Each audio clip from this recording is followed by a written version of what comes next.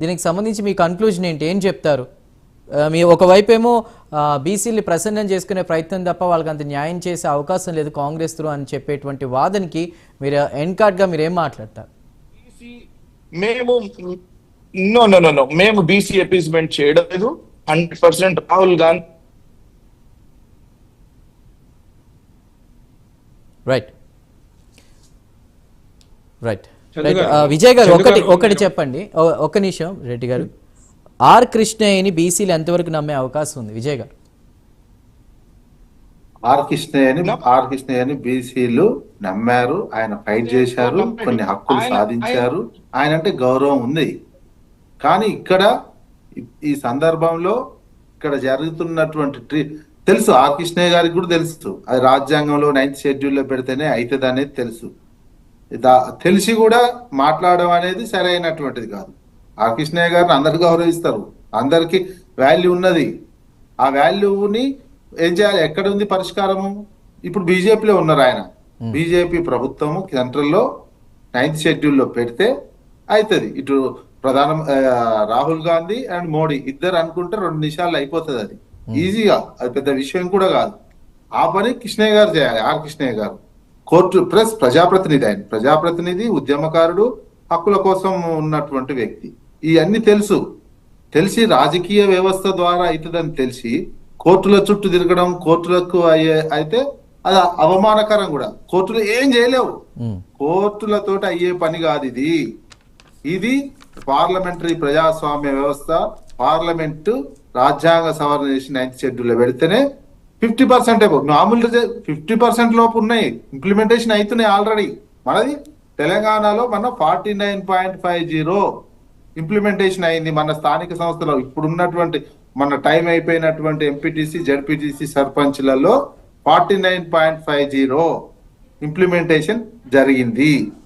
Above 50 కావాలంటేనే రాజ్యాంగ సవరణకు పోవాల్సినటువంటి అవసరము. అది చాలా క్లియర్. అసలు రిజర్వేషన్స్ లేవనే విధంగా చెప్తున్నటువంటిది, ఇప్పటివరకు రిజర్వేషన్స్ లేవనే విధంగా కాంగ్రెస్ నాయకులు మాట్లాడుతున్నటువంటి అంశం. 73-74 రాజ్యాంగ సవరణ ద్వారా అనేక రాష్ట్రాలు, ముఖ్యంగా తెలంగాణ, ఉమ్మడి ఆంధ్రప్రదేశ్ ఉన్నప్పటి నుంచి కూడా రిజర్వేషన్స్ బీసీస్ కొనసాగుతున్నాయి. తక్కువ ఉన్నాయి అనేది కొట్లాట. పెంచాలి, మేము ఎంతమంది ఉన్నామో అంత శాతం ఇవ్వండి, మా 67 అయితే 67 ఎంత పర్సెంట్ ఉంటే అంత పర్సెంట్ ఇవ్వాలనేది కొట్లాట. హక్కుల కోసం ఫైటింగ్, దానికోసం జరుగుతున్నటువంటి ఫైట్ ఇది. విజయ్ గారు అయితే ఇక్కడ ఒక ప్రశ్న, లోకల్ బాడీలో రిజర్వేషన్ ఇచ్చే ఇది ఉంటుంది, బట్ కొంతమేర అని చెప్పారు 50%, అది దాటితే కేంద్రం ఇవ్వాలి అనేది. మరి రెడ్డి గారికి నాది ప్రశ్న, ఇప్పుడు విజయ్ గారు అన్నట్టు రాహుల్ గాంధీ లేదా మోదీ గారు తలుచుకుంటే ఇది అయిపోతుంది, బట్ కోర్టులతో కూడా అంత అవసరం ఉండదు. బట్ ఎందుకు కేంద్రానికి బీసీలు అంటే నిజంగానే ప్రేమ లేదా, వాళ్ళకి రాజ్యాధికారం లేదా రాయితీలు రావడం అంత ఇష్టం లేదా కేంద్రానికి? మీరేమంటారు? ఇప్పుడు ఒక 3-4 విషయాలు చెప్తాను నేను. ఒకటి, వీళ్ళు ట్రిపుల్ టెస్ట్ అంటే నేను ఏం చెప్తున్నా అంటే వీళ్ళు ప్రొసీజర్ ఫాలో అవ్వలేదు ప్రాపర్ గా ప్రొసీజర్ ఫాలో అవ్వకుండా, ప్రిపరేషన్ చేయకుండా ఇష్టానుసారంగా నేను బీసీ సమాజాన్ని మోసం చేయడానికి ప్రయత్నం చేస్తాను. ఒకటి, ఆ ట్రిపుల్ టెస్ట్ ఎందుకంటే డీటెయిల్ సర్వేనే చేయలేదు వీళ్ళు, డీటెయిల్ గా సర్వే చేయలేదు, సర్వే రిపోర్ట్ లేదు ఇంతవరకు.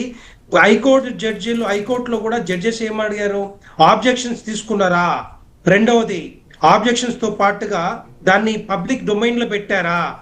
పబ్లిక్ డొమైన్ లో పెట్టి ఆప్షన్, ఇవన్నీ కూడా ఏం చేయలేదు వీళ్ళు. చేయకుండా హడావిడిగా తీసుకొచ్చేసి రేపు లోకల్ బాడీ ఎలక్షన్స్ వస్తా ఉన్నాయి, ఏదో ఒకటి తూతు మంత్రంగా చేసే ప్రయత్నం చేసి చేతులు దులుపుకోవాలని చేస్తున్న ప్రయత్నం. ఇదంతా కూడా ఏం లేదు, వీళ్ళు చేసేది ఏం లేదు. ఎందుకు చెప్తున్నా అంటే, సుప్రీంకోర్టులో 3 జడ్జిమెంట్స్ ఉన్నాయి. ఏది 50% సీలింగ్ దానికి నిబంధన కనుక 3 జడ్జిమెంట్స్. ఒకటి కృష్ణమూర్తి కానీ, రెండవది ఇందిరా సహాని కానీ, మూడవది విలాస్ కిషన్ రావు కానీ. మహారాష్ట్రలో 2 సంవత్సరాలు ఎన్నికలు జరిగిన 2 సంవత్సరాల తర్వాత సర్పంచ్లు కానీ, ఎంపీటీసీలు కానీ, జడ్పీటీసీలు కానీ అవన్నీ కూడా కొట్టేసిన పరిస్థితి వీళ్ళకి తెలియదా? అది మహారాష్ట్రలో ఎవరున్నారు? భారతీయ జనతా పార్టీ ప్రభుత్వం ఉంది. అది భారతీయ జనతా పార్టీ ప్రభుత్వం ఉంది. కాంగ్రెస్ పార్టీకి మరి ఇప్పుడు తెలిసి తెచ్చారా లేకపోతే తెలియక తెచ్చారా? మరి ఏ విధంగా మోసం చేయడానికి తీసుకొచ్చారు? ఒకటి.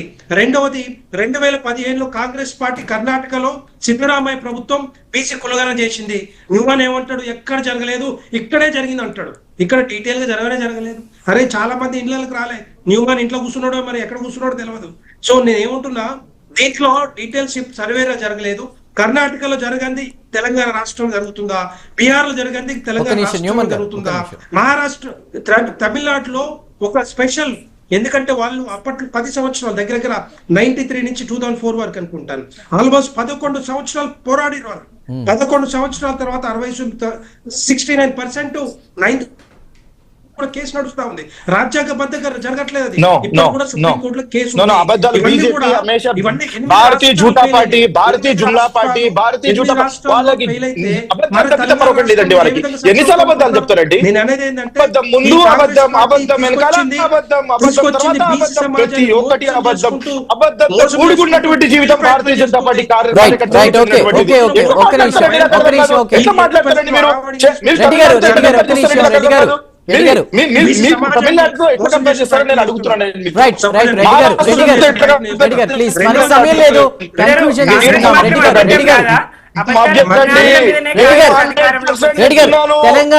తెలంగాణ ప్రజానీకానికి తెలియాలి. ఒక్క నిమిషం ప్లీజ్ దయచేసి.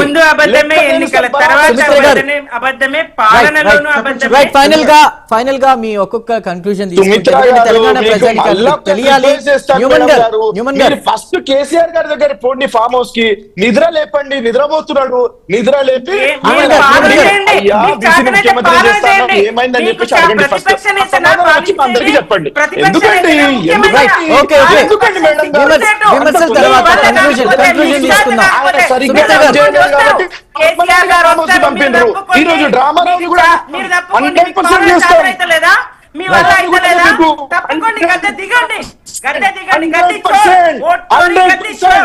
ఫామ్ హౌస్ కి పంపించినాము. ఇట్లా మీరు మాట్లాడకండి. మీరు 100% సాయం చేస్తాం, బీసీలతో ఉన్నాం,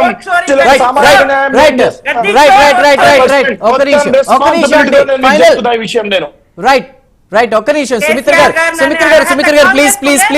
సుమిత్ర గారు ప్లీజ్ ఒక్క నిమిషం. న్యూమన్ గారు చాలా కాన్ఫిడెంట్ గా కాంగ్రెస్ ప్రభుత్వం చెప్తుంది కేసీఆర్ ఎంత అంటే నెక్స్ట్ మేమే వస్తాం అనుకున్నా కూడా ప్రజల్లో ఈ ప్రజా ప్రభుత్వం మీదే ఎక్కువ మక్కువ ఉంది, అంటే వాళ్ళ పాలనా విషయంలో కూడా ముందుకెళ్తున్నారని చెప్తున్నారు. కానీ ఒకవేళ ఫెయిల్ అయితే పరిస్థితి ఏంటి అంటే తమిళనాడు తరహాలో ముందుకు వెళ్దామన్నా అది కూడా పెండింగ్ లో ఉంది ప్రస్తుతం కోర్టులో. దానికి మీ ఫైనల్ కన్క్లూజన్ ఏంటి?